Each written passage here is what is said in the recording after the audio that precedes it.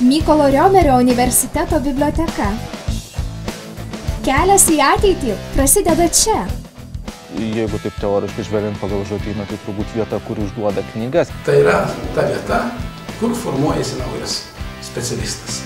Antri namai. Klystate, jei manote, kad biblioteka nuobodžiausia vieta pasaulyje.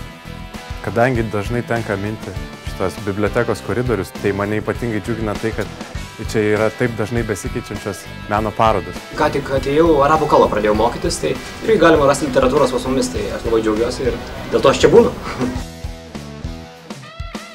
Ir aš savo laisvo laiką praleidžiu daug čia, todėl kad galiu ne tik mokytis, bet ir komunikuoti. Čia vyksta veiksmas. Studentė.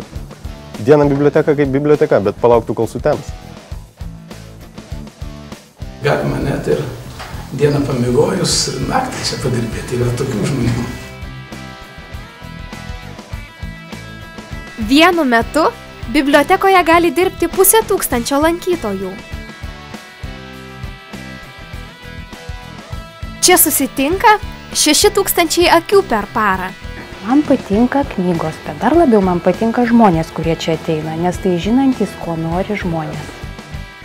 Iki šiol daug laiko praleisdavau gatvėje, bet atėjau čia į MRU, radau savo knygą Manuel Castellas, Tūkstantmečio pabaiga. Kam ją pirkti, jeigu galima čia paskaityti ir palikti? Užsuk ir tu. Nesijuokite, po kelių savaičių pasimatysime skaitykloje.